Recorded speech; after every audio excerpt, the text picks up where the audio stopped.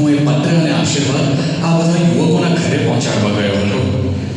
પણ હા હા, પણ તો પછી આટલો ઉદાસ થઈને કેમ બોલે છે? ઉત્સાહથી બોલ. તું યુવા પારાયણમાં આવ્યો છે. અહીંયા તો પાયા વગરની ઇમારત ચણી શકે એવા અને વિરાન રણમાં પણ તીર મારી પાણી કાઢે તેવા યુવાનો બેઠા છે.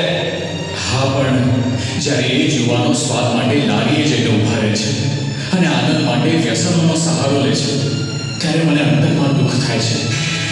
એ જ યુવાનો મોજ મજા માટે અશ્લીલ દ્રશ્યો કે ફિલ્મ અને વેબ સિરીઝ જોવા લાગે છે, ત્યારે મને દુઃખ થાય છે. અને એ સ્વામીશ્રીના લાડીલા યુવાનો કલાકોના કલાકો સોશિયલ મીડિયામાં રચ્યા પચ્યા રહે છે, ત્યારે મને દુઃખ થાય છે. તને તો ખબર છે કે આટલી જ વયે સ્વામીશ્રીને એક શબ્દ લખવો એટલે 20 કિલો વજન આંગળીના ટેરવે ઉપાડવા જેવું છે. છતાં તેઓ પાનો ભરી ભરીને પત્ર લખે છે, માત્ર ને માત્ર અહીં બેઠેલા યુવકોનું ભવિષ્ય ઉજ્જવળ થાય, તેમનું જીવન ચારિત્રવાન બને તે માટે. તો પછી આ બધા યુવાનો કેમ નથી સમજી શકતા? હા, મેં હાથ ધ્રુજાવી નાખે તેવી ઠંડીમાં પણ મને પકડીને લખતા સ્વામીશ્રીને જોયા છે.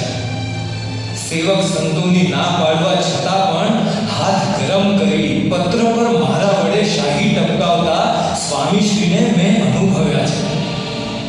એ ધ્રુજતા હાથોનું કંપન મેં અનુભવ્યું છે. અને આવા ભીડા વચ્ચે પણ તમારા દરેકના નિયમ ધર્મ આત્મિક અને નિષ્ઠા દ્રઢ થાય તે માટે સ્વામીશ્રીને પત્રોની સરવાણી વહાવતા મેં નિહાળ્યા છે. 6 એપ્રિલ 2016ના રોજ સ્વામીશ્રીએ લખ્યું કે સ્વામી બાબાએ આપેલા નિયમ પ્રમાણે વર્તવું.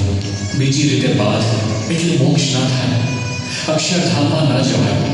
તો 22 ઓક્ટોબર 2010ના રોજ એક યુવક પર પત્ર લખતા કહ્યું હતું કે બળમાં રહેવું શું ન થાય. શિક્ષાપત્રી એક છે, 2-4 હોય તોય પાડી બતાવીએ. ક્યારે આ ભગવાન અને સંત મળ્યા નથી તો આનંદ આનંદ કરવો. અરે કલમ, નિયમ ધર્મ કે નિષ્ઠાની વાત આવે એટલે સ્વામીશ્રી પણ જાણે યુવાન બની જાય છે. તેમના મનમાં દરેક યુવકને નિયમ ધર્મના ઇશ્કી બનાવવાનો વિચાર શબ્દે શબ્દે દેખાય છે.